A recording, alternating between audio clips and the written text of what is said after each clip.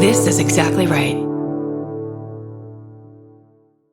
This episode is supported by FX's The Shards, a seductive drama from executive producer Ryan Murphy. Set in 1980s Los Angeles, the series follows a group of glamorous, deeply entangled high school seniors drawn into a life of wealth, beauty, parties, and excess. At its center is Brett, whose reality begins to unravel when the arrival of a new student coincides with a series of mysterious murders. FX's The Shards, now streaming on Hulu. Goodbye.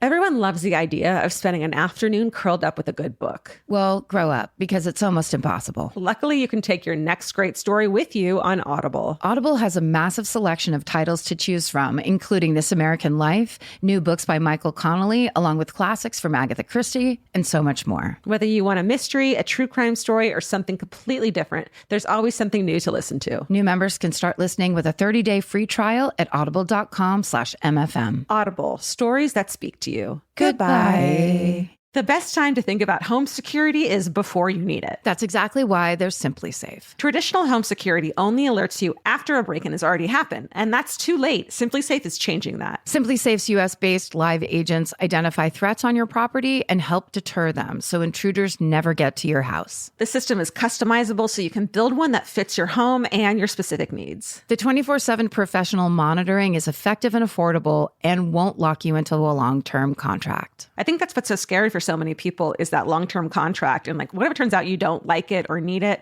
but they don't have that because they know you'll like it and you'll know that you need it and feel so much safer when you have it. Like at this point in my life, I would never go without a security system on my house. I just feel safer with actually having Simply Safe around. There's a whole staff at Simply Safe that's waiting to talk to you and help you out. Right now, you can get 50% off your new system by visiting simplysafe.com/MFM. That's half off at simplysafe.com/MFM. There's no safe like Simply Safe. Goodbye.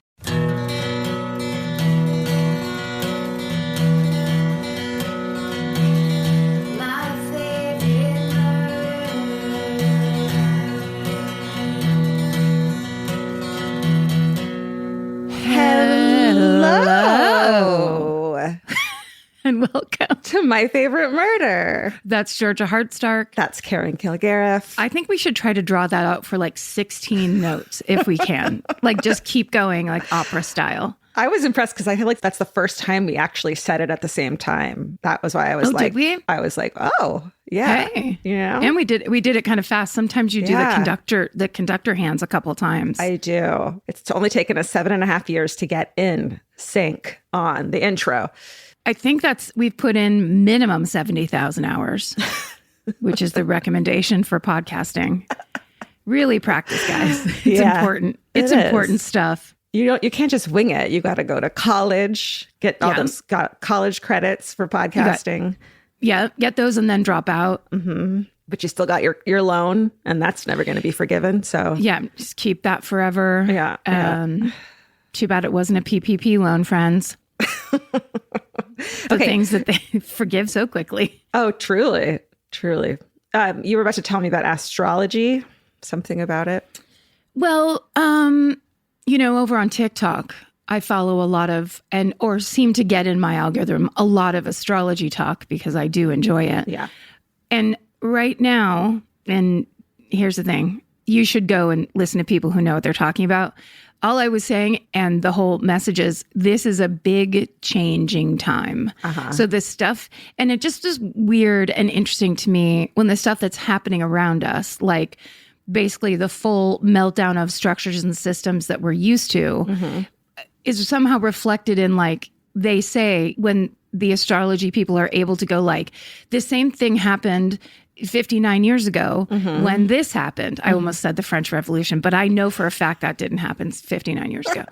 But is that kind of vibe where it's like this time that starts today, which is the day we're recording, not the day you're listening, probably, kicks off, I want to say new moon, probably wrong. I know the word nodes is involved, but it's essentially just if you hang on, you'll be dragged. So let go, let go. I like that idea. If you hang on, you'll be dragged. Yeah. So we're entering a chaotic time, and the best thing to do is acknowledge it and not try to fight against it, basically. Yeah. Can't fight it. Don't fight it. It'll all be fine. And just work on yourself. That seems to be the message of everybody is you have basically between now and the end of December to manifest the life you want. Ooh. So just start focusing on yourself and the life you want, because that's the one thing you can control. Okay. All right. That feels like a long time. It's July, right? And then, Well, yeah, from July to December. Also, though, what I just said can be applied to any point of time in the past or into the future, because it's always kind of the truth. yeah, I but think. it's nice to hear someone say it, because then you're Yes. like, other than yourself, say it. It's like Right. nice someone else to do it, because otherwise I won't do it. You know what I mean? Yes, for sure. It's also nice to think about, the people that like poo-poo astrology or whatever don't seem to understand that it really, there's a lot to be found in kind of handed down wisdom of the ages, where they basically say, hey, we've been tracking this for several thousand years, and this is a thing that comes up around this thing. Right. So you don't have to believe it, and you don't have to be an expert in it to kind of look at it and go, oh, okay, well, maybe I'll consider that. Yeah. Since everything is kind of random and chaos anyway. Moon phases are real. Me being a Gemini and that affecting me might not be, but there are moon phases of the moon, and you can't deny that. Try it. Right. And you shouldn't deny it, because those phases of the moon affect the tides, which is 70% of this planet, and some very large percent of your body is water. That's right. So there's things being affected, Yeah. whether you want that to be happening or not. That's right. I only have one thing I want to like shout out. The most wholesome documentary I've ever watched is the Wham documentary. Oh, yeah. Oh my God. Did you watch it? I haven't, but Chris Fairbanks was talking about it over on Do You Need a Ride? And we had a full conversation. So I was like, wait, what? And yeah, that's right. Yeah. And people love it. It's so it's so pure and sweet. And it's just these two boys who've known each other since they were kids, like making it big. And, it's just really sweet and lovely. And it gave me a whole new respect for George Michael, because he's like 19 writing and producing these hit fucking songs, having no experience whatsoever. And it's a really sweet documentary. Also, as George Michael's career went on, when he played at the Queen, that huge Queen concert, and basically did Freddie Mercury's part, where you were suddenly like, oh, this guy is a gigantic vocal legend. And in that moment when they show it on the documentary, I just turned to Vince and I go like, he shouldn't be able to sing like this. He has no training. It's not like, He had no training? I don't think he had any training. Oh, shit. What they did, it was like very minimal. And suddenly he has this voice, and it's like, okay, this is definitely like bigger than you. Yeah. If I were religious, which I'm very much not, it's like a gift from God. You know what I mean? Yeah. Or you can think of it as like fate, where some people are born and they're fated to do certain things. Yeah. And they don't need like the normal routines to get there. And also that's a thing that I think is part of the reason we are where we are today. The arts are not respected. We live I should say in America, because capitalism has taken over to the degree where it's like cut the fat of anything that, the big boys decide isn't important to them. Right. But the arts, everything that includes, including outsider artists and people who make their own way, are like one of the most important things to humanity. So it's just, I think that's a good thing to keep in mind while they're trying to say that actors and writers aren't important in show business, where it's like, good luck with show business after you get rid of actors and writers. I mean, it's like one of the most necessary parts of it, you would argue, not the CEO of the fucking company. It's the fucking point of it. It's the only reason all those CEOs have jobs is because of the talented people that they're trying to basically put into poverty so that they can have a fourth yacht. Yeah. Like, fuck those guys for real. I mean, billionaires should not be a thing. Especially multiple ones of them. There's so many now. They've gone unchecked. They have. Meanwhile, rent it's unlivable. What average people are living off of and being paid is is not equal to what inflation has done to the economy. It's not a livable fucking world anymore. Right. It's just, It's really wild. Well, and luckily, astrology supports me when I say it's going to change. It's all going to change. Here's an important change that people that listen to this podcast really care about that's really major. They made an arrest in the case of the Long Island serial killer. I am obsessed. How wild and how I have to say, and I guess it's like this for many cases that are old, how hopeless I felt about that case. Yeah. And then I got a series of texts at 7 a.m. from people, and I'm like, oh, yay, it's another one. Like they just keep breaking these cases. Unbelievable. And it's so we're recording this when he just got arrested. So who the fuck knows it's exciting. Like what's going to happen in a week or so when this goes on? Like we won't even know. But I've been reading it. The way they caught him with the fucking cell phone triangulation shit is like fascinating and so rad. And the pizza crust? The pizza crust being DNA swabbed. Like, I don't even who eats pizza like that? Like, it's just. You mean doesn't eat the crust? No one I know. No, what is he like licking the crust? It's just like, that's like such a tiny amount of DNA they're able to get is fascinating. It's the holder, but it's the holder. Oh, is it the fingerprints? I thought it was the teeth. Oh, he's eating pizza backwards. He should be arrested. Outside in? Yeah, that's bad news. You know, that's my dad eats pizza by scraping. He doesn't want the carbs of the crust, so he scrapes the sauce and toppings and cheese off and eats that. And so he's just always left with this plate full of empty crusts, like sad. Marty, live a little. You're okay. I think he just decided to start eating the crust to live a little. Like he just like turned a new leaf and was like, you know what? I'm 77. I'm eating the fucking crust. Fatten up, buddy. It's time. You're okay. Oh. Every picture in your life is you skinny. You've done it. Truly. Yeah. So him getting caught is amazing. I can't wait for all these families to finally have answers. Yeah. And what a monster. What a monster. Also, it's very interesting, and I think this is the interesting thing to me about the attention these cases get now and the way they're laying out. Mm-hmm. It's going to be very interesting to see how that department handles all of it, especially in comparison to the Idaho 4 murders, because the police, sheriff, all those people in Moscow, Idaho, handled the communication part of that arrest and what they were doing and what they could say and what they couldn't say. It was like going to school. Mm-hmm. And I just hope that that is the thing that continues going forward, as opposed to transparency. You're saying it's transparency, but it's also instructing people. You can't have this answer right now. It's not known. Like these little factoids came out because the police get to say what led them to this moment. Yeah. But if all of that doesn't prove out, then that's where we'll be at the end of the trial. Like basically kind of getting interested in the rest of the story. Yeah. Which I think I've said it before when the Idaho 4 arrest took place, that I was just so blown away by that DA and that all the law enforcement officers that were speaking on behalf of the case, because they were just like laying it out. Yeah. Not sensationalizing anything and just making it. Yeah.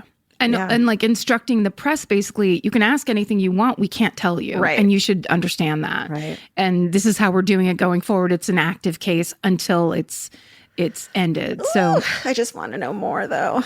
I'm fighting between wanting to know everything, tell me everything, and knowing that that's, a private matter for these victims' families to be able to process that and has nothing to do with me or Reddit or the fucking internet. So, Yeah, right. I know. That's the true crime conundrum, I guess. The true crime of it all. Yeah. It also makes me think of that, the Long Island serial killer made-for-TV movie. I don't think it was a series that I think it's called Lost Girls. And our friend Liz Carbus directed it.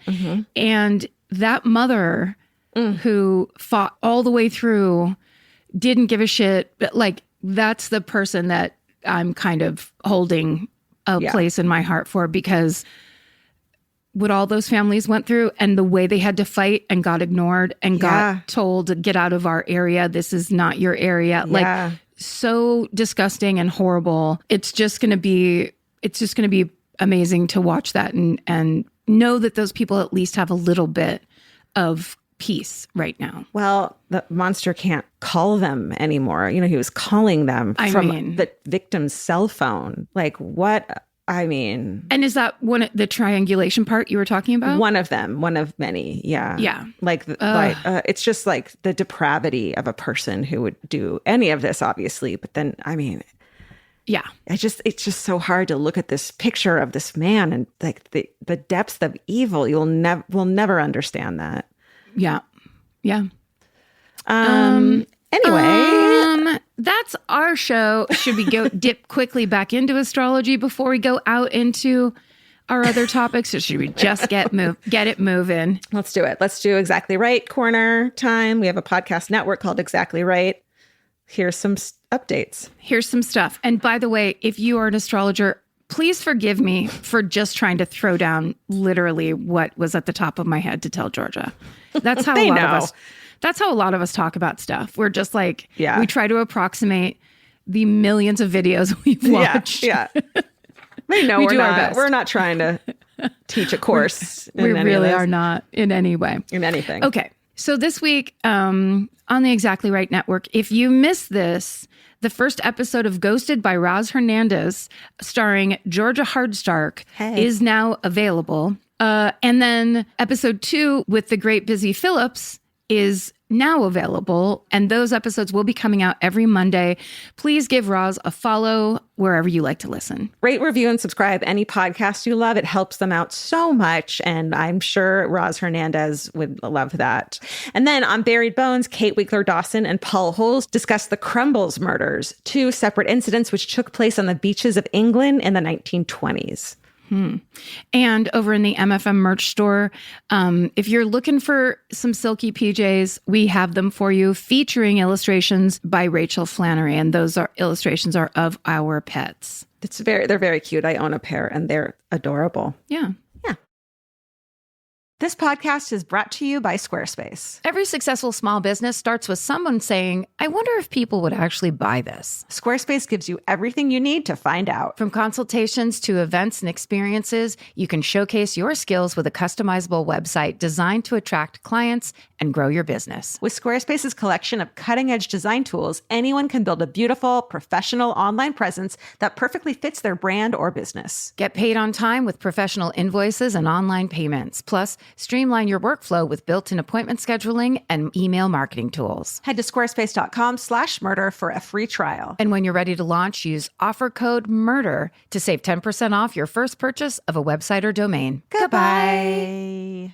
This episode is supported by FX's The Shards, a seductive drama from executive producer Ryan Murphy. Set in 1980s Los Angeles, the series follows a group of glamorous, deeply entangled high school seniors drawn into a life of wealth, beauty, parties, and excess. At its center is Brett, whose reality begins to unravel when the arrival of a new student coincides with a series of mysterious murders. FX's The Shards, now streaming on Hulu. Goodbye. In the summer, healthy habits are easy to keep until you leave the house. You walk out the door, and the next thing you know, you're barefoot and feral in a gas station candy aisle. That's why Kachava makes it easy to maintain your routines. Kachava is an all-in-one nutrition shake, and now it comes in new travel packs. Every packet gives you a simple shake with protein, fiber, vitamins and minerals, greens, probiotics, omegas, electrolytes, and more. They're easy to toss into a bag, easy to take on the road, and a simple way to stick with your normal wellness habits, even when your schedule changes. Man, that Kachava matcha in the individual packs is like my dream snack. It's exactly what I need and want in between the not great meals I'm eating for lunch and the snacks I would have had anyways that are terrible for me. Like, this is something I feel like I'm treating myself when I take. You're treating yourself to vitamins, fiber, all these things that your body really wants and needs and kind of craves that it does seem like it takes a big effort to get. So now you're getting it all in one packet and in a little drink you like. Take your daily ritual with you. Go to Kachava.com and use code MFM for 15% off your first order. That's Kachava, KACHAVA.com, code MFM. Goodbye. And now, true crime. Now the true crime. Do you go first? Yes. Okay, good. Now, listen. Look. Listen. So today's story, I found it when I was staying with my dad over the holidays. And I try not to look at my phone like before I go to bed. Mm-hmm. So my dad has a stack of books in the guest room on the nightstand that have been there since I think 1989. Yeah. There's one about golf. There's like musings about golf. Yeah. I'm pretty sure that one about sea biscuits on there. A lot of those kinds The of books. large hardback ones, the big ones with the like shiny covers. My grandma had those too, for the same ones for years. Kind of dusty, but they're sitting there. And I think it was like, one night a while ago, I realized, there's plenty of good reading. My dad's a big reader. Yeah. And before the Kindle came out, and he does everything on Kindle now, but my parents had tons of books. So I'm like, I'll just go to sleep reading these books. Yeah. And last time I picked up a book, and it was called San Francisco Homicide Inspector 5 Henry 7, written by retired detective Frank Falzone. And when I opened the book, the inside was dedicated from Frank Falzone to my cousin Marty, who used to be. Right. Yeah. Wow. Marty. And I talked about long ago when we covered The Night Stalker, Marty and his partner, who was Frank Falzone's son.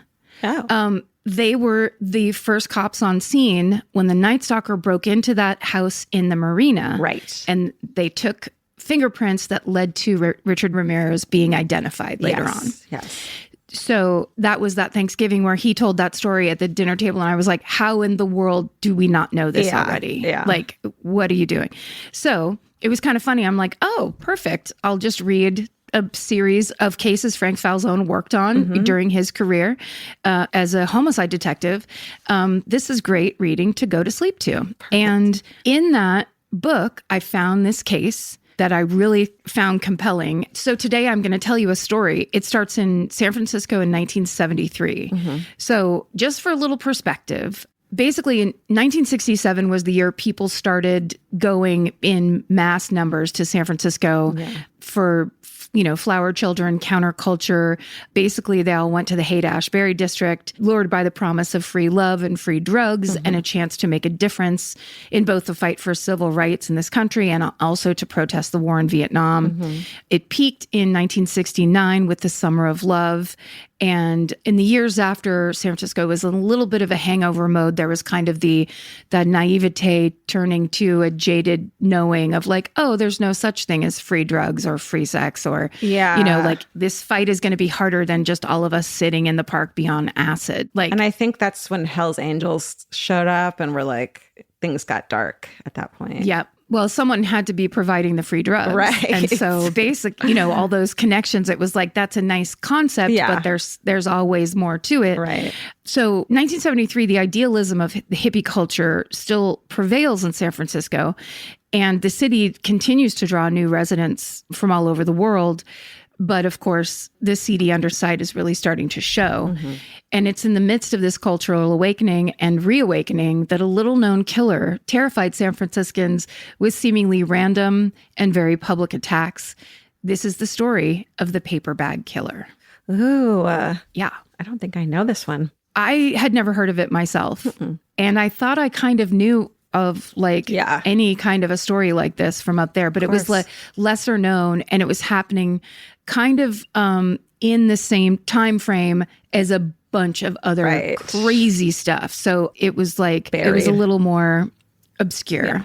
So just real quick, the sources used in today's story are the book I mentioned, San Francisco Homicide Inspector 5 Henry 7 by Frank Falzone.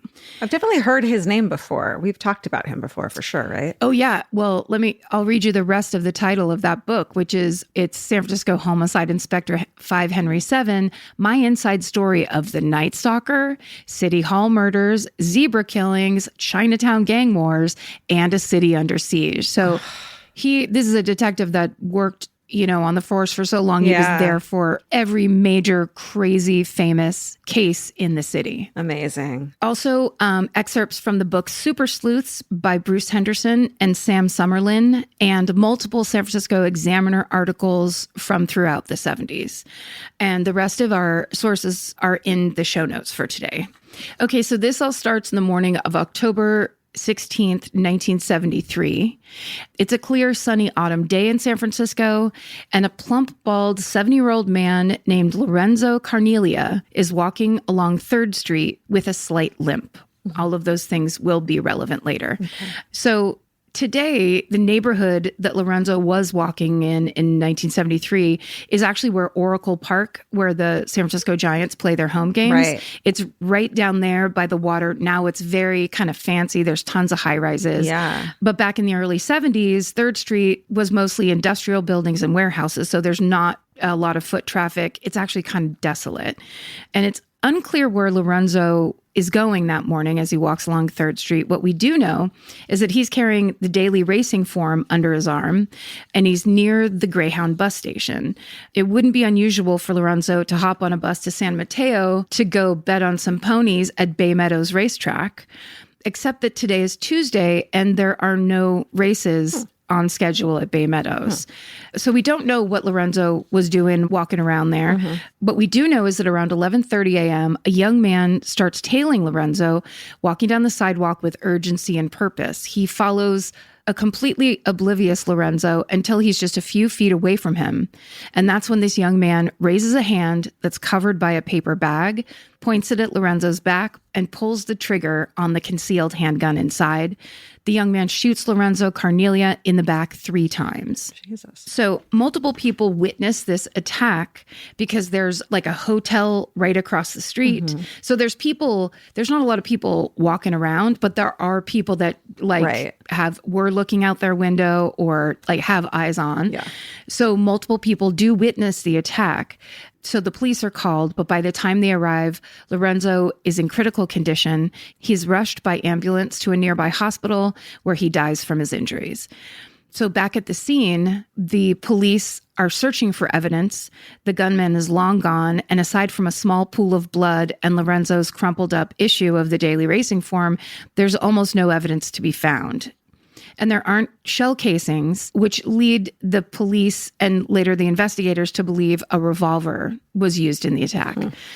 So officers begin interviewing the eyewitnesses, and they describe the gunman as a young, thin man between the ages of 18 and 22. They say he had long blonde hair, wore a yellow shirt and faded jeans. And these witnesses report that after shooting Lorenzo, the gunman reportedly ran north toward Market Street. So as helpful as all that information is, especially given the lack of physical evidence on the scene, this description is not much to go on. It's San Francisco in the early 70s, so the amount of white men with long blonde hair and blue jeans is countless.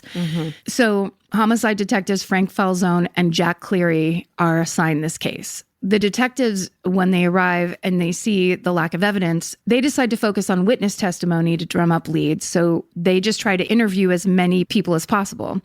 So they start knocking on doors at the seedy hotel that's directly across from the murder scene.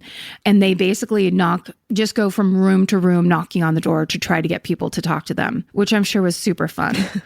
Almost no one has useful information. Most people are not talking, not until they get to the 3rd floor. And there, a man named Anthony Miller, whose room looks right out over the crime scene, agrees to speak with them. In the book, Frank Falzone says Anthony was not the most charming host, is the way to put it. He complains about not being asked to sit down, but none of that really matters because this is the first person that actually has some good information for them.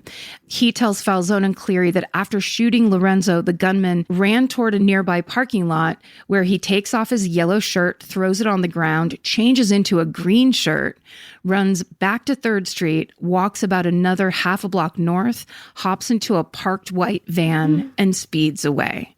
What the fuck? Yeah. So that's actually a nice, a witness statement. The only thing Anthony couldn't give them was the van's license plate number, and that was just because it was too far away to see. So Falzone and Cleary jog back across the street. They go to that parking lot, and just as Anthony described, they find the gunman's yellow shirt on the ground. Wow. It's described as, quote, a worn T-shirt, tie-dyed yellow with a bold chain pattern blocked out on the front. So pictures of this shirt are shown on the evening news, and they run in local newspapers. But unfortunately, that doesn't lead to any new tips. So without much else to go on, the investigation into Lorenzo Carnelia's murder stalls out. 2 months later, on a cold December morning at the corner of 5th and Folsom Streets, which is relatively close by, it's kind of in the same area as where Lorenzo Carnelia's murder took place. At 5th and Folsom, a 54-year-old man named Ara Kuznetsov is bundled up in a raggedy coat. He's walking in the direction of the Lifeline mission, and he's planning on eating a free breakfast there that morning, but the mission is not open. So Ara's just kind of pacing around outside, walking up and down the street as he's waiting. So what's interesting about this is Ara, like Lorenzo Carnelia, is plump, bald, and walks with a slight limp. And just like Lorenzo, Ara is being watched. A white van has just pulled into the parking lot of the gas station next door, and a young man steps out of the vehicle wearing a hooded jacket and a knit cap pulled down over his face. He's holding something big and bulky under his arm that seems to be wrapped in a brown paper bag. One witness will later say that it, quote, looked like a broom in a large brown grocery store bag. The young man quickly walks down the sidewalk in the direction of the Lifeline mission. Unlike the day of Lorenzo Carnelia's murder, though, there are dozens of people around on the street on this morning. But the young man is headed straight for Ara, who is still standing totally oblivious outside the mission at this point. And when the young man gets within 3 feet of him, he pulls the bag from underneath his arm, sticks his hands inside, lifts it in front of him, and fires. Witnesses report seeing Ara look up once before being hit by a shotgun blast in the face. Oof. The force of the gunshot throws him to the ground. Ara is killed instantly. My God. Horrified witnesses watch as the gunman stands in a daze for a second or two and then runs back to the gas station. So at this point, the paper bag's been thrown off and the shooter is just walking down this busy street holding a pump-action shotgun out in the open. He then jumps into his white van and he manages to speed away before the police can make it to the scene. So again, Detectives Falzone and Cleary are called to the scene, and even though the weapons in the two murders are different, the similarities between the murders are obvious. In both instances, witnesses described a young man with a gun concealed in a paper bag fleeing in a white van.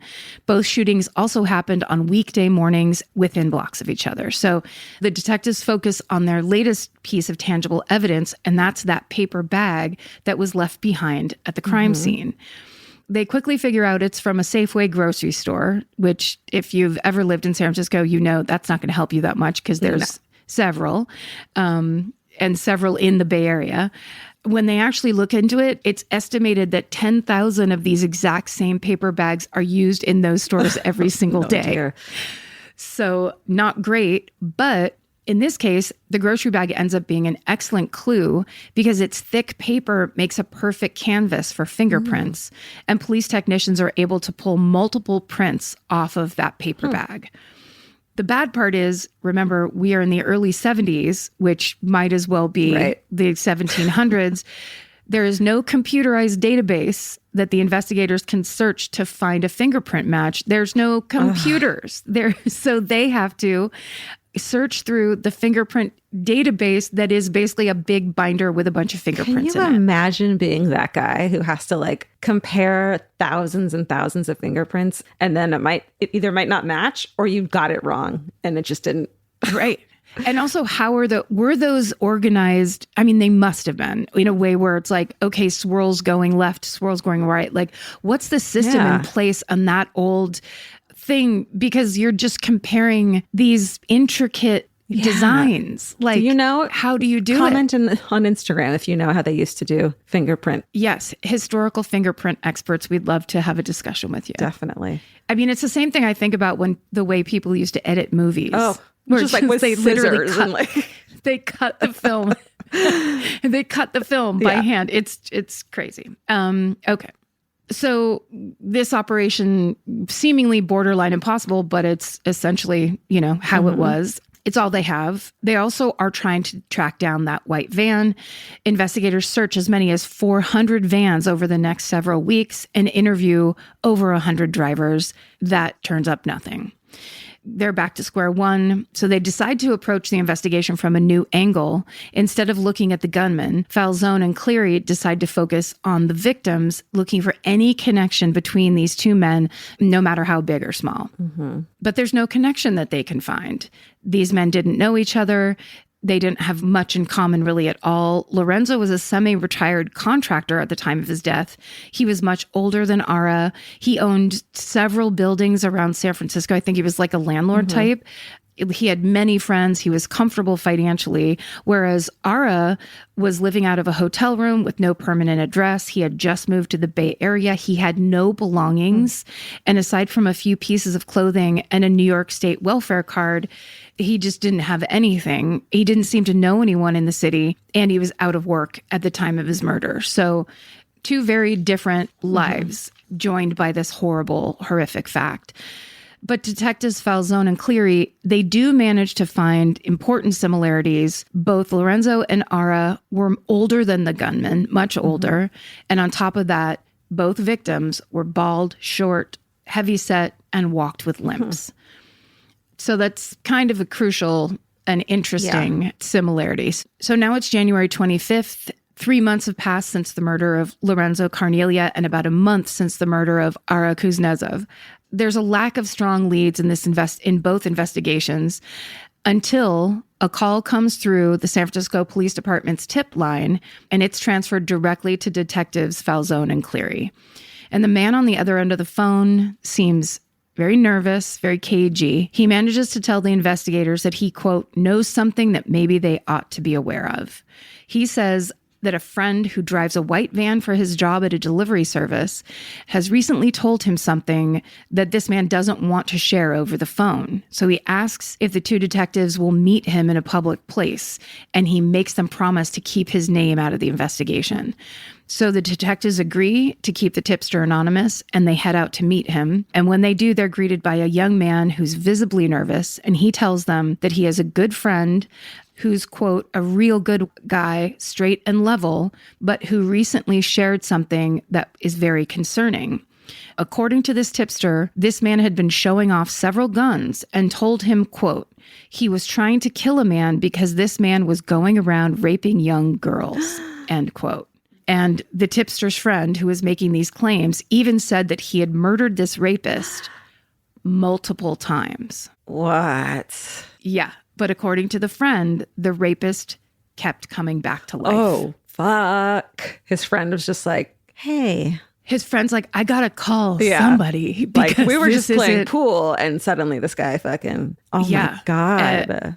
So scary. I literally just put a little dash and wrote bone chilling underneath that, because that is so scary. Then the man tells the cops his friend's name is William Hansen. So finally, the detectives have a real lead, and they do some digging on that name, and they learn that William Hansen is 24 years old. He's blonde. He works a regular weekday shift from 8 a.m. to 4 p.m. at a delivery service.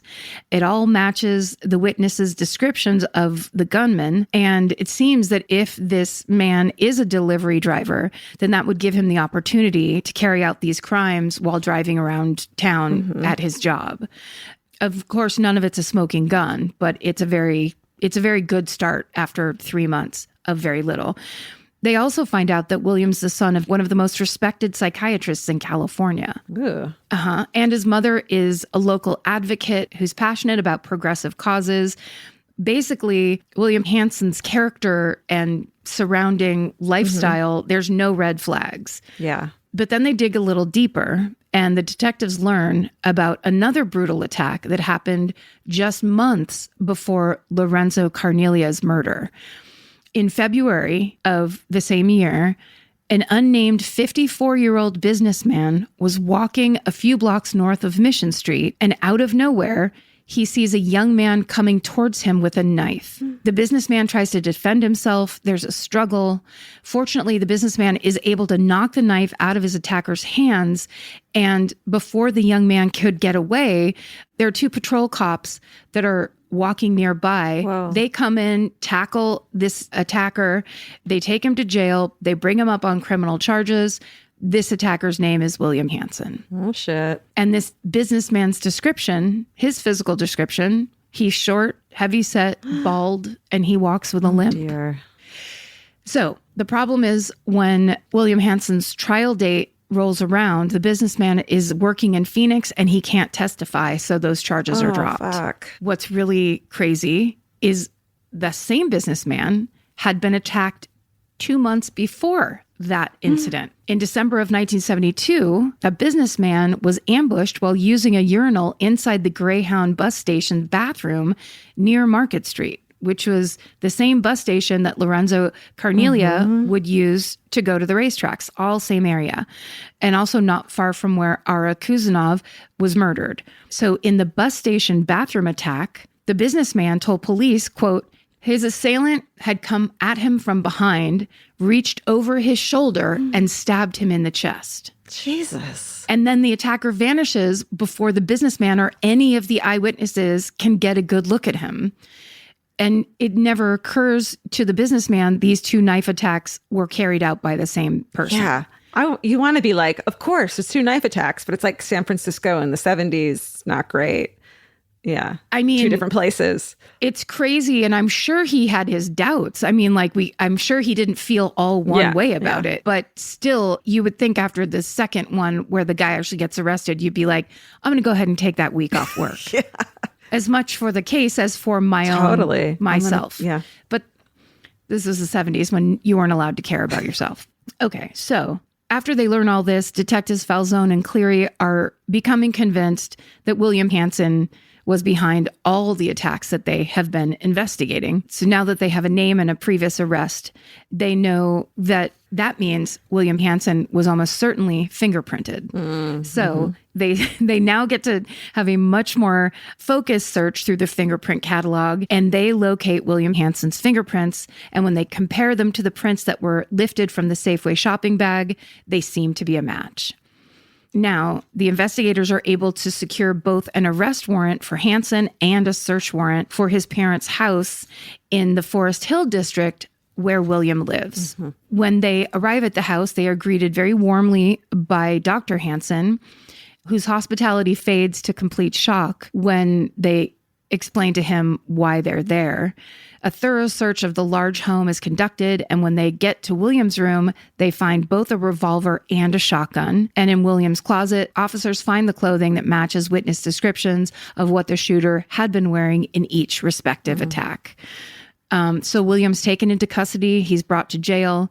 His stunned parents tell the detectives they had no idea their son even owned a gun, much less 2. And in fact, everyone who knows the Hanson family and knows William is shocked to hear this news. William's friends describe William as a great guy. Like, no one can believe it. These are the stories where I'm like doubling up on my birth control the next day. I mean...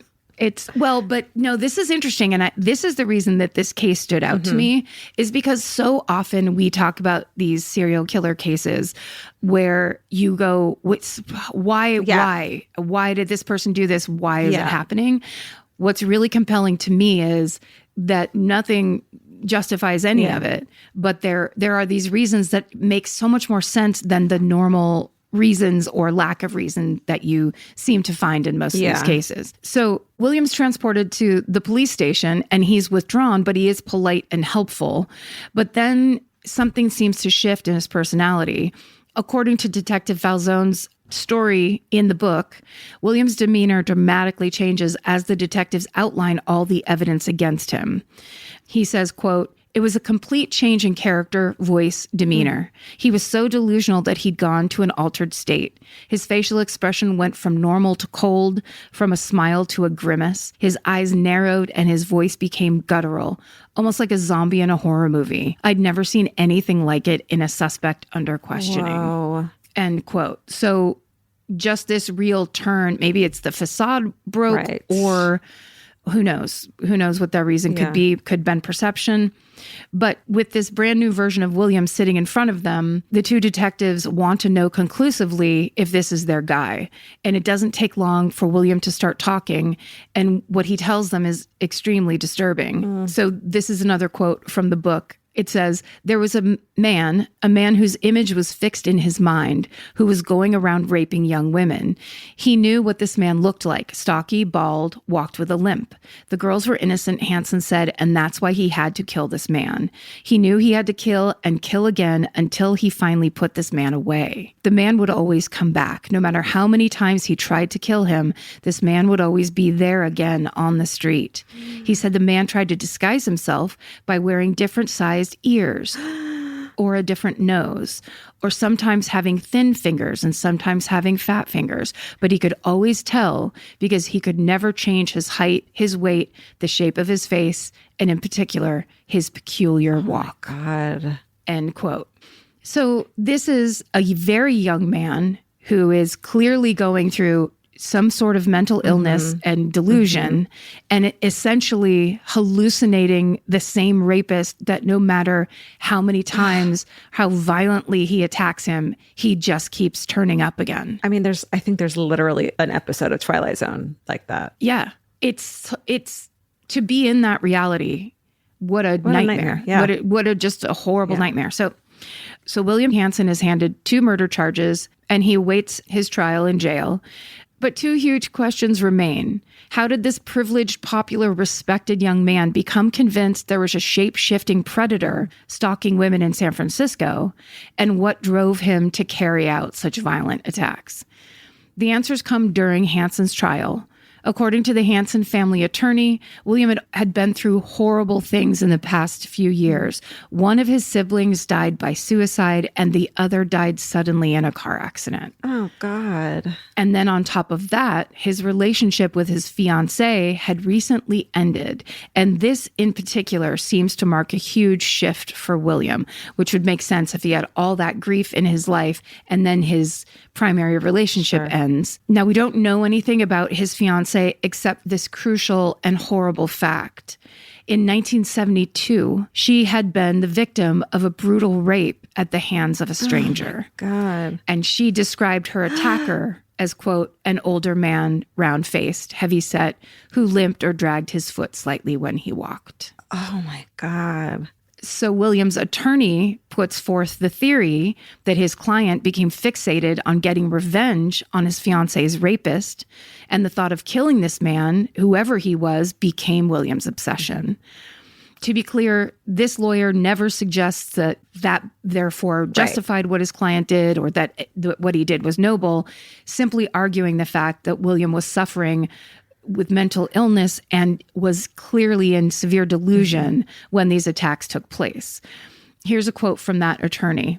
He said, quote, William's imagination created a fantasy world in which he was a Don Quixote trying to rectify the wrongs that were done to a girl he loved, end quote.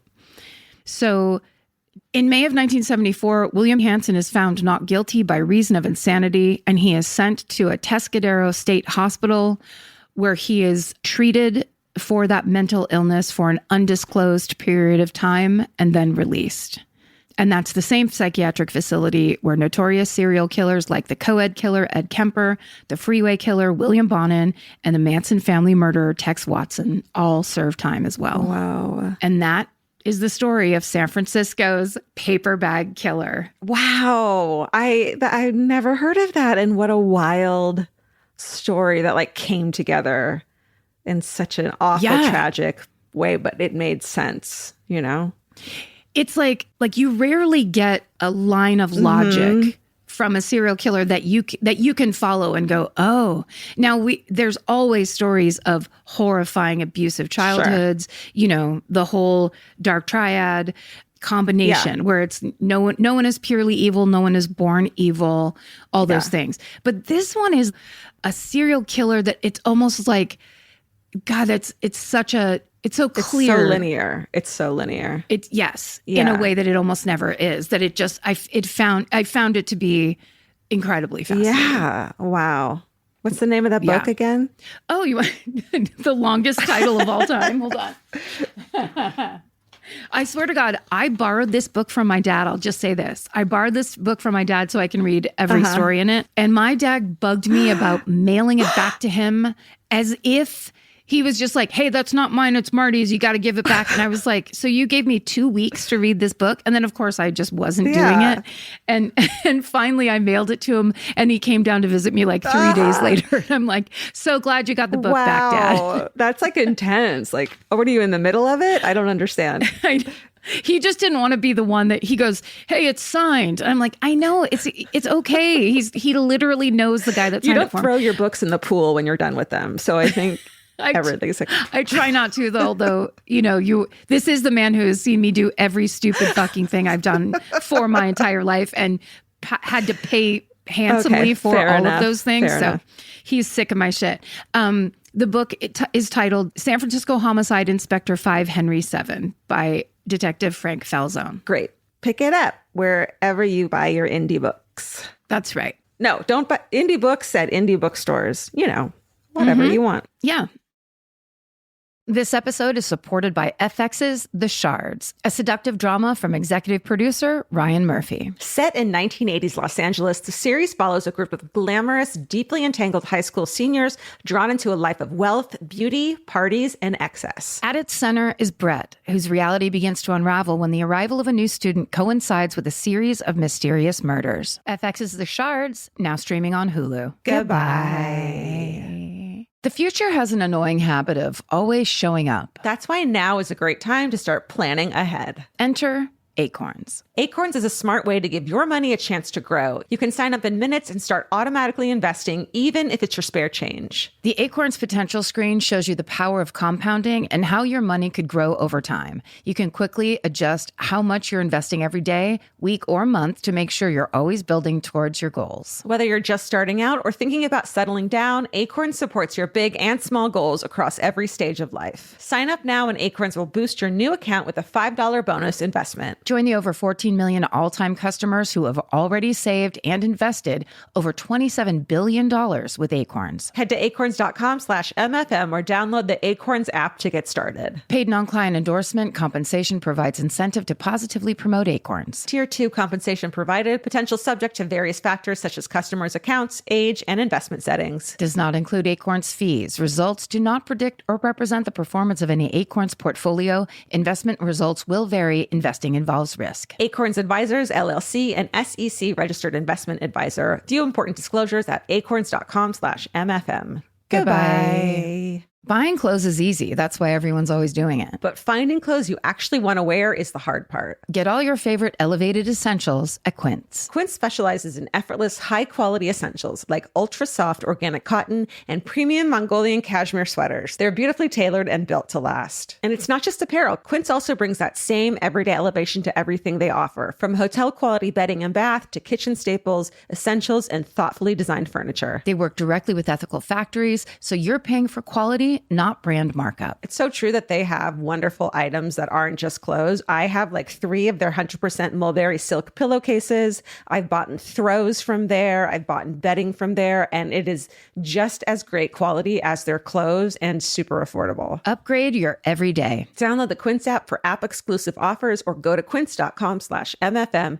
Get free shipping on your order and 365-day returns. Now available in Canada and the UK too. QUINCE.com/MFM.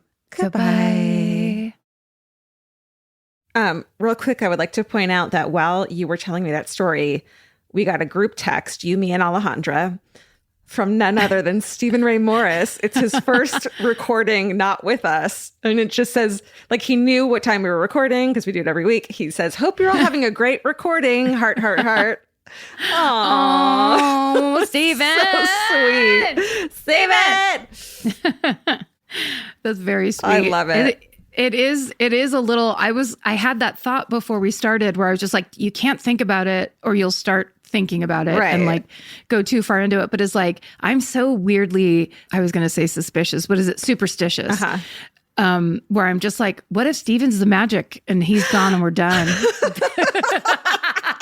It was Steven all along. God damn it. Oh, shit. Yeah, that would be hilarious if he was like the glue that held us together. We'll have to just shut it all down and open our respective donut shops or whatever. Whatever plans we have, whatever next phase plans we have. It's a donut shop. How did you know? Oh, okay. Well, should I have to open one across the street from you? Definitely. To directly compete. I'll call mine G and K's donuts and you call yours K and G donuts and we'll just compete. I'm going to do K and G donuts and Chinese food just to get the edge. Sure. We're in LA after all. Yeah. Okay. I've got a classic for you. Great. It's a story that I'm sure we've all heard of, but I didn't know the details of. And so today I'm going to tell you the details of the dancing plague of 1518. Oh, yes.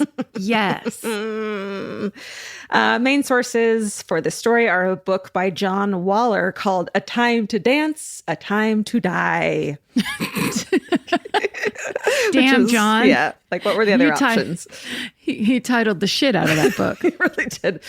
A 2019 episode of Exactly Right, This Podcast Will Kill You. Hey. Because, of course. And the rest of the sources can be found in our show notes. So you and I right now, Karen, picture it. We're going to Strasbourg, which is now part of France. But Strasbourg is in the Alsace region on the border between France and Germany. So it's like half timbered houses and then glasses of Riesling. But this is in the 1500s, you know. And at the time, Strasbourg was part of the Holy Roman Empire. So it wasn't France yet. And that existed in some form between 800 AD to 1802. In its height, contained modern-day Germany and some or all of the other modern-day countries that surrounded it. You have to think of it as a precursor to modern-day Germany than having much to do with Rome. So that's the idea. That's where we are. That's what it looks like.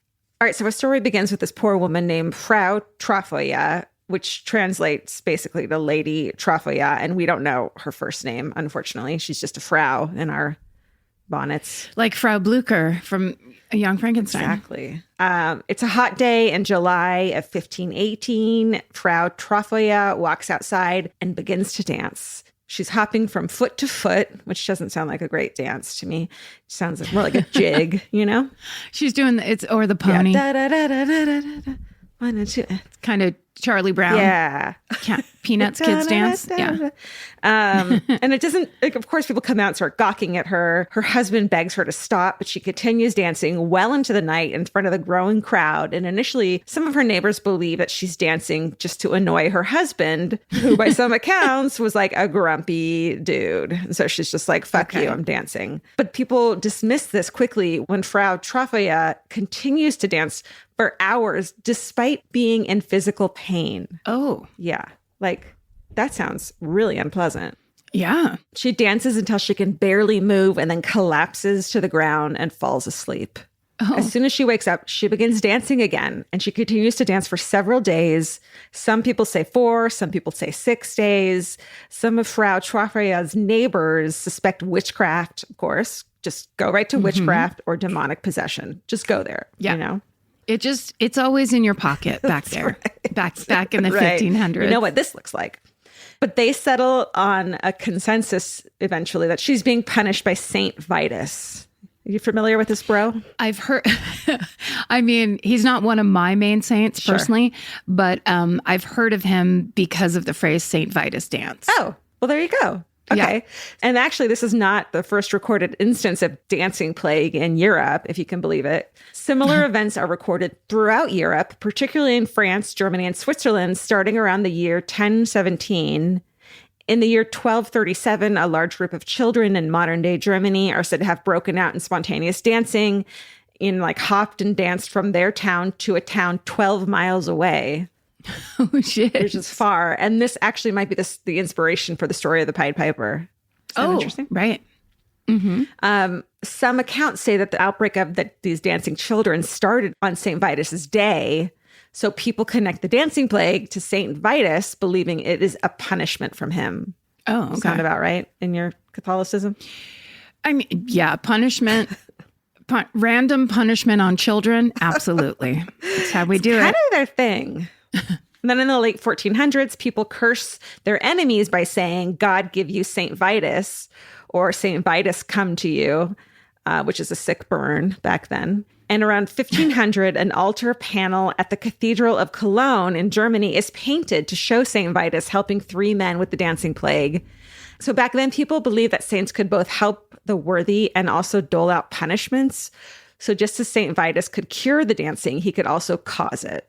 And at the time Frau Trofia starts dancing in 1518, she and her neighbors would have probably known about the threat from St. Vitus. Okay, sorry, really quick. This is basically by this point in history, this is something that's been happening for off and on for 500 years. Yeah. That's crazy. Like it's a thing that happens. Maybe it's back then. It's like that's how long it took something to go viral. Like a roughly 500 years. Because we're talking about like France and Germany and Switzerland. It's like it has to travel, you know? Yeah, and a lot of mountains. A lot of mountain ranges. It's tough. Oof. Yeah. And people don't like live to be like 30, so it's not like they have that much time to like find they're out. like really quick, spread the word about the dancing. They're like, what? So after close to a week of dancing, Frau Trofia is brought by wagon 30 miles away from her home up a small mountain to a shrine dedicated to St. Vitus. She is cured of her dancing. It stops. She's brought back to Strasbourg, where she discovers that the dancing has spread. Oh, yeah. So she's stopped, but other people have started. She's a trendsetter, and it's nice. It's happening. By late July, more than 50 people in Strasbourg are dancing. Most people describe them as being in kind of a trance state. They're not talking. They're just staring and hopping around. Yeah, it doesn't sound chill. The local government intervenes by consulting both clergy and physicians, though Frau Trofia had been brought to the shrine for a religious cure, which the church supports. The team of physicians insists that the plague is not caused by St. Vitus, but overheated blood, and the only cure for the dancing is more dancing. That is a true non-solution right there. This is the movie Footloose, isn't it? I mean, you know, it has its roots there. Jesus, though, okay, this is fascinating. Yeah. And we're talking about physicians back then. They're not physicians today. Those are like... Yeah, those are the ones that were like, you have too much black bile in your system, so we need to bleed you and put leeches on you. And yeah. So the town, because the only cure for the dancing plague is more dancing, the town sets up several dedicated dancing areas, including one that has a stage, and they bring in musicians, and they ask the healthy and robust people to dance with the afflicted dancers to keep them moving, thinking that they need it. Dancers are given food and water and weak ale and wine. So they're like encouraged to dance, basically. It's now a festival. Yeah, that's right. It sounds like. But John Waller, who wrote the book A Time to Dance, A Time to Die, said, quote, day after night, night after day, the dancers continued with their delirious motions. One can picture them in late July 1518, eyes unfocused, faces turned up to heaven, their arms and legs moving with fatigue, and their shirts, skirts, and stockings soaked with sweat. Amid the beat of drums and the melodies of pipes and horns rose the monotonous tapping of clogs and leather boots on hard floors and wooden stages, together with the sobs of onlookers and the occasional despairing cry or terrified scream from the dancing host. So it's not a party. It does not sound chill. The thought of dancing in wooden clogs sounds like a fucking nightmare. Also, like, I really would love to know the unknown story of like the family that lived in that town that were like, hey, we have to get out of here. Like, pack up in the middle of the night. This is fucking Everyone's weird. lost their shit. It's so creepy. Yeah. Yes. Yeah. My feet hurt just fucking reading this shit. I know. So the dancing cure with the dedicated dancing areas, that doesn't work, obviously. In fact, it seems to do the opposite as more and more people seem to catch the dancing plague and they join in, right? So by the following month in August, between 200 and 400 people are just fucking straight up dancing in the street. Because you can't fight FOMO. You just can't. Like, it's from all time of humanity. It's ancient. FOMO is ancient. Yeah. Yeah. And some of them push their bodies so far in the summer heat, because it's fucking August at this point, that they die. So like people died from dancing plague. The total number of deaths is unknown. One account says that at one point, as many as 15 people are dying a day. So that would quickly bring the death total to more than 50, possibly 100. So like, what a bummer. And what a way to go. Truly, truly. Nasty. Okay. The city officials backpedal, and then you know how they were like, everyone dance, that's the cure. Now they're like, there's no dancing at all, we forbid it. So they dismantle the stage and tell the afflicted that if they have to dance, it must be in the privacy of their own homes. And they also return to the religious approach and bring a group of dancers to the shrine of St. Vitus. So it does, and it takes days to get there. So it is a haul. Once at the shrine, priests place the dancers, still fucking dancing, under a wooden statue of St. Vitus. They give them crosses to hold, put red shoes on their feet. Not sure why, but it has some connection to St. Vitus. And the St. Vitus ritual works, and Strasbourg continues to send the dancers to the shrine until there are no dancers left. Huh. It almost sounds like it's in their heads. It almost sounds like perhaps a placebo of some kind. Mm-hmm. But, okay. No, go ahead. Well, it's just like, it makes sense that if, you ritualize the cure and kind of involve everybody and people it's yet another thing that they're all going through together, and kind of like that the thing that's taking them along that way can be stopped in that same, if it's outside of them, they don't know why it's happening, then here, we'll put you through this machine. That'll stop it. And it's like, okay. And they truly don't know. It's not like they're trying to trick people, right? They believe it. Probably. Right. After you could accuse people of that for the first 17 hours of dancing. But then after that, they're not faking. Yeah, especially in clogs. Especially if people are crying. Sobbing. Oh, I'm just picturing myself, like in my early 20s, I used to go dancing a lot. And I'm just picturing myself sobbing on the dance, because my shoes were always uncomfortable, right? Like they never fit right, because I'd get like vintage heels or like some cute, they couldn't be just like fucking Adidas, right? Like, so like, I get it. Yeah, you relate. I thought of your raving days as well, where it's like, at least these people didn't have to go and get a secret egg that gave them the password to get the location or whatever weird rave shit you guys used to do. I used to wear like stacks, just full platforms straight off of Melrose. That's right. Oh my God. Okay, so let's talk about theories. The first working theory of what caused the dancing plague comes from Paracelsus, who's like, he's like a Madonna, like a one-word name. That's how famous he is. Okay. He's a physician and alchemist who visited Strasbourg in 1526. He learned about the plague and later wrote about it. And he described the victims of the disease as choreomaniacs, which is fucking rad. Like, get it? Like choreography maniacs? Choreomaniacs. Got it. Yeah. I like that. And suggested that they developed it because their thoughts were, quote, free, lewd, and impertinent, resulting in a, quote, voluptuous urge to dance. Basically, there was too much of the Roman Catholic Church up in everybody's business. Right. And they were like, what if we just did everything that God doesn't want us to do? Shake our asses all around town. Yeah, voluptuously. I picture this guy as being played by David Bowie in The Labyrinth. Right? That makes it better. That guy's there. Choreomania. And people are like, don't look at his eyes. They're two different colors. As the plague spread, mostly to women, he said it was targeting idle and disloyal wives. That was his fucking theme.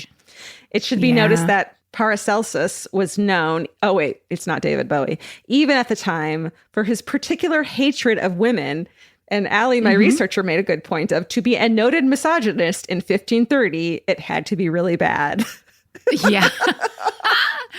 Back when women had zero rights. And then it's like, you should see this guy. Like, everyone's like, whoa, dude, that's a little far. But we flog our wives, but like, you've taken this too far. But yeah, you seem especially bitter.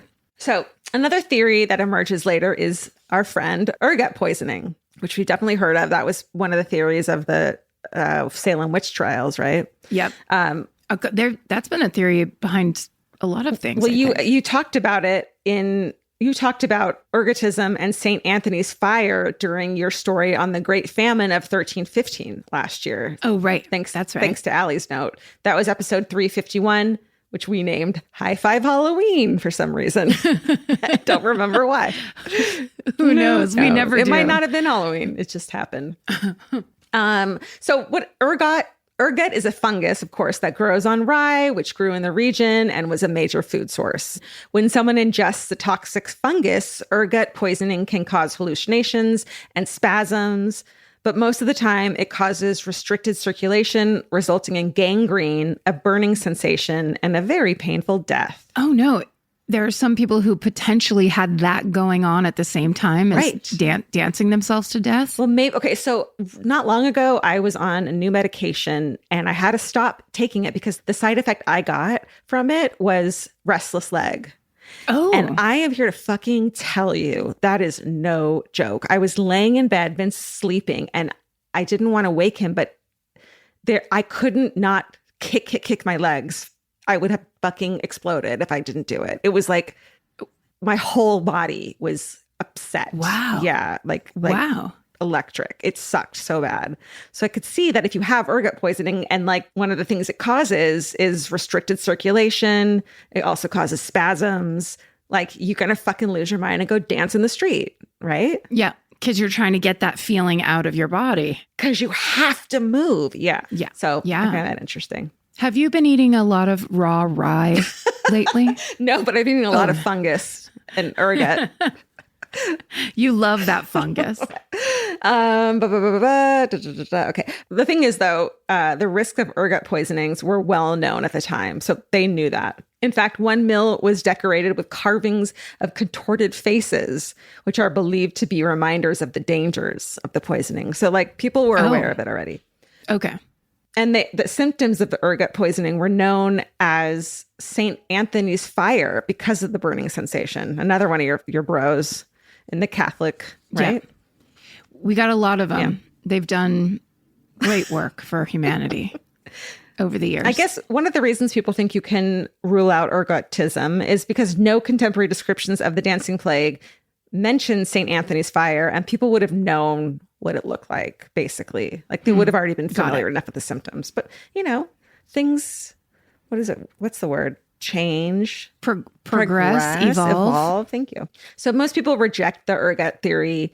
And then there's also the belief that dancers are cured by praying to Saint Vitus, which doesn't explain ergot poisoning. Yeah. So most people agree on the theory that this was an instance of mass psychogenic illness, which is better known as the very sexist term mass hysteria. So we're not using hysteria anymore. Did you know that? No, I did not. Pretty cool. It's now called mass psychogenic illness. Because Okay. hysteria, of course, comes from the Greek word for uterus. And for a long, long time, it was a diagnosis only given to women. I mean, it's like, get off our backs. Literally. Seriously. Literally.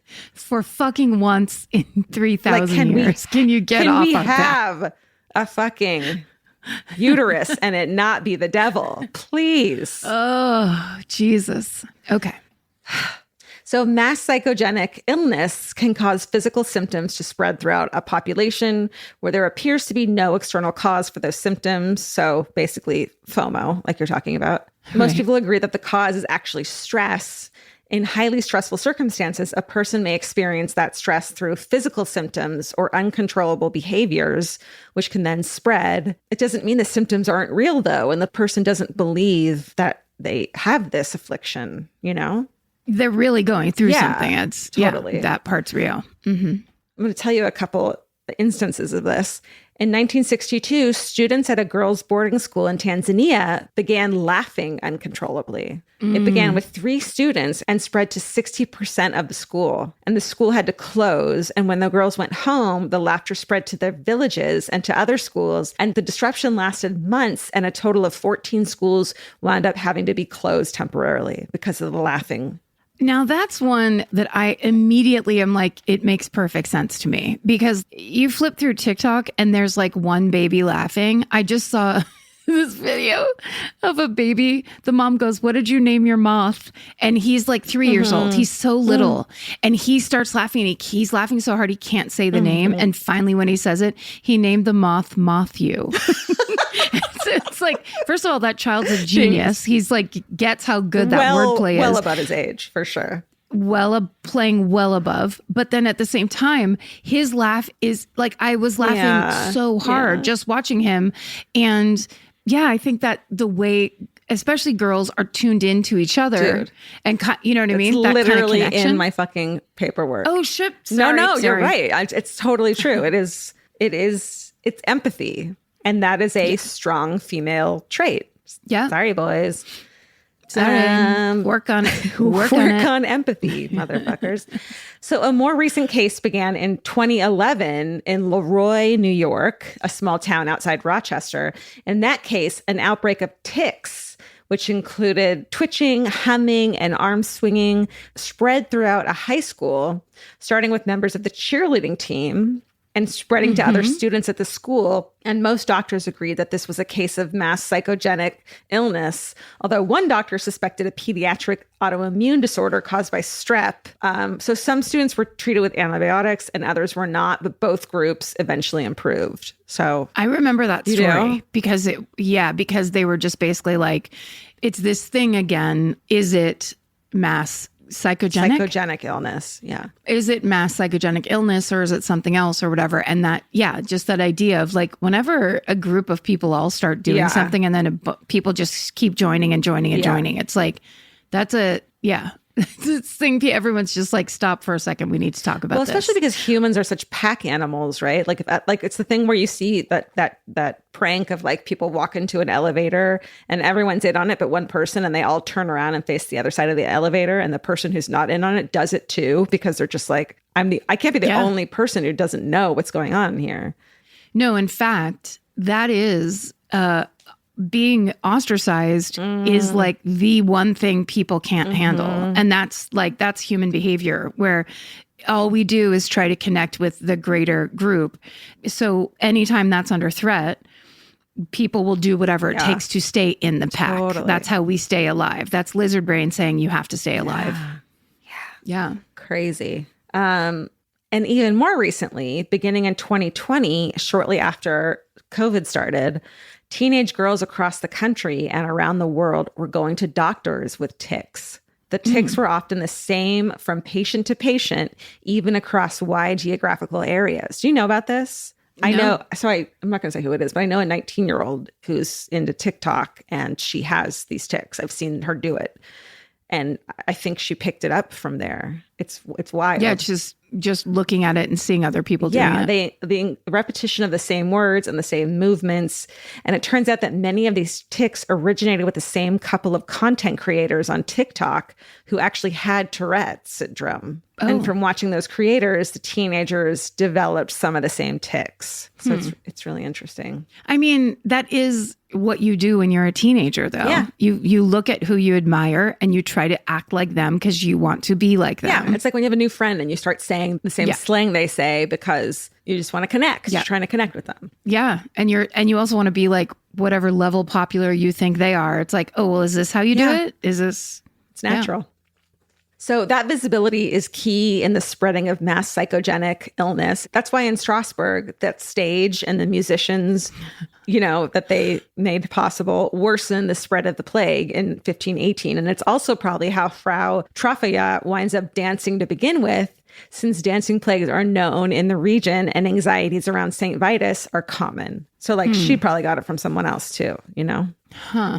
Interesting. Most experts agree that mass psychogenic illness is caused by extreme stress, and this would certainly track for the dancing plague of 1518, because in addition to general disease, filth, and hardships that make being a 16th century European peasant not fucking chill and fun, there are some specific hardships going on in Strasbourg at the time. First of all, in the background of all of this is discontent with the corruption in your favorite Catholic Church.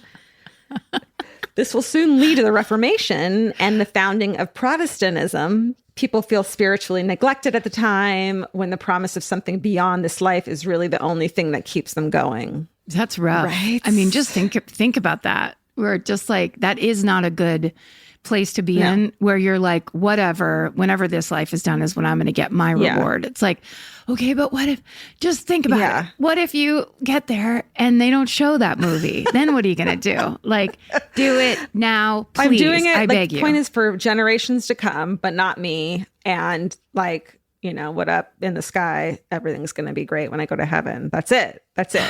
If only. So all this is going on throughout Europe, while specifically in Strasbourg, there have been several straight decades of nonstop misery. Syphilis arrived in the area for the first time in the 1490s, so not that far before. Just real quick side note. Syphilis is back in Texas right now. Shut the fuck up. No joke. They're having an outbreak of syphilis in Texas. Just guys, protect yourselves. What are you doing? Everybody, they should get yourself tested. Use protection. Syphilis, like old school. Yeah, like fucking nose falling off shit. Horrifying. Yeah. Syphilis arrives, as I said. Untreated syphilis, let me tell you what it can cause. It's a long and gruesome and painful death, and there's no such thing as treated syphilis until the 20th century. Yeah. And there's an outbreak of bubonic plague also in 1511. So like, they're just like, imagine if we had like COVID and then like COVID happened again, like 10 years later. Like basically we're on the verge of dancing every moment of every day. Stress. Yeah. Yeah. Such stress. Then starting in 1514, there are a series of really bitter winters, very dry, very wet summers. It destroys harvests and causes the price of grain to nearly double. Basically, everyone's fucking starving. Everyone has these debts they can't pay because the crops aren't growing. It's just a nightmare of a place to live. Like if you have a time machine, ixnay on the 1500 days, you know? Don't go back into any of those areas. Truly. I'd say. John Waller, the author of A Time to Dance, A Time to Die, which is also a name of a what's his name? James Bond movie, probably, right? Except for the dancing part. Right. So he says that it's almost certain that the majority of the dancers in Strasbourg were poor, the ones who had been suffering the most for the past several years. He writes, quote, "We can be fairly sure that most of the dancers had the lined faces, deep set eyes, coarse gray clothes, loose, blackened or missing teeth, and the stinking breath that spoke of the hardships of the lowest caste." So that's who is dancing. Shit. Like the bummeriest of the bummers. Well, and also I bet it felt pretty goddamn good to just be like, fuck it all. I'm not going to go once again out into this field to reap or sow. I'm just going to leave. I'm going to let all my cows sit there unfed. I'm going to just go dance, pretend like nothing else matters. I'm going to have a like quick little mentee bee and I'll be back when like, when I'm ready. Right? Yep. If Frau Blucher's doing it, why can't I do it? They say to each other, and they're like, "You can. Don't worry about it." Look, they built us a stage. They brought a band. Yeah, everybody. That's people's like getting out of work free card is like, and farm work, man, it just never ends. It's just the toughest toil, the toughest, only for the tough. Yeah. So just a few months after the dancing plague in 1518, news of Martin Luther and the Protestant Reformation reaches Strasbourg, and his teachings quickly become very popular. Luther also rejects saint worship, so Saint Vitus no longer has a hold over Martin Luther's new followers. Nice. What a convenient break. Yeah. Can we give him a high five, please? And at the same time, the Catholic Church responds to the Reformation with crackdowns on corruption. Though there are later instances of people voluntarily dancing in devotion to St. Vitus, this instance was the last recorded dancing epidemic in Europe. So it fucking ended. Wow. And that is the story of the dancing plague of 1518, which most experts agree was a case of mass psychogenic illness. Also the premiere of the term mass psychogenic illness on this podcast. That's right. Wow. That was great. So fascinating. Yeah, isn't it? Thank you. I'm going to go with ergot poisoning. I'm just going to pretend that I have any information other than... I mean, it's fun to make a guess at the end when you get all the factual information. You're like, you know what? I'm going to throw all that aside and say it was caused by astrology. You know what it was?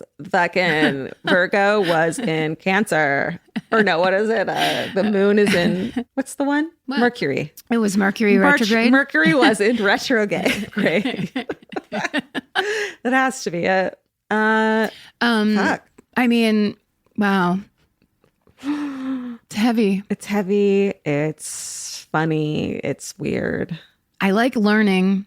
I like, because I've had that idea in my head, or like every time I've ever seen the dancing plague, it's like I've never read any kind of a long article about it or anything. It's always just like, oh, interesting, and then not get the details. Sure. So I like to know the details, and it's like it's so interesting to picture life back then with all its kind of trappings. And then on top of that, like you live in this village where everyone is so interconnected and so interdependent. And suddenly one lady starts dancing and it all goes to fucking hell in a handbasket. And fucking 500 years later, we're talking about it on a true crime podcast. That's how fucking like instrumental it was. It's a big deal. And also what has happened in our history and what could come back. Sure. Because it would be very interesting. Like mass psychogenic illness is a fascinating topic. You know, how people are affected by either becoming a part of a group or being turned away from a group. I mean, you know, it's interesting. There's some groups today that you could really question what the fuck is going on. It is. There's a relevance to today's what we see and how we're affected. You know, everybody wants to talk about, teenagers saw some influencers and they started doing the thing that influencers are doing. It's like, it's not just teenagers. We've got some very old people out there doing exactly the same thing, but grosser and worse against their fellow man. Right. Just disgusting. I'm loving it. Disgusting. And here we are, the coastal elite, is fucking being perfect. Thanks for listening, you friends. We appreciate you so much. Yes. Thanks for coming back time and again over these long 7 years. It was our first episode without Steven, so forgive the mistakes and the that hollow, empty feeling inside of us because you know, it's gonna be a change. But I'll grow my mustache out so everyone feels better. Thank you. I appreciate that. I'll get my goatee going.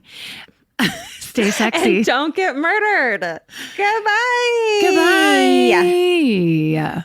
Elvis, do you want a cookie?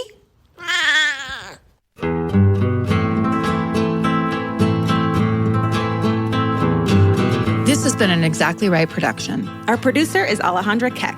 Our senior producer is Hannah Kyle Creighton. This episode was edited and mixed by Liana Scolacci.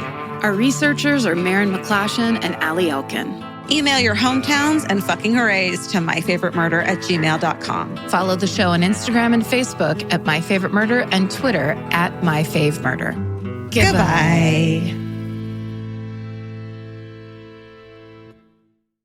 The best time to think about home security is before you need it. That's exactly why there's Simply Safe. Traditional home security only alerts you after a break-in has already happened, and that's too late. Simply Safe is changing that. Simply Safe's US-based live agents identify threats on your property and help deter them so intruders never get to your house. The system is customizable so you can build one that fits your home and your specific needs. The 24/7 professional monitoring is effective and affordable and won't lock you into a long-term contract. I think that's what's so scary for so many people is that long-term contract. And like, whatever turns out you don't like it or need it, but they don't have that because they know you'll like it and you'll know that you need it and feel so much safer when you have it. Like at this point in my life, I would never go without a security system on my house. I just feel safer with actually having Simply Safe around. There's a whole staff at Simply Safe that's waiting to talk to you and help you out. Right now, you can get 50% off your new system by visiting simplysafe.com/MFM. That's half off at simplysafe.com/MFM. There's no safe like Simply Safe. Goodbye.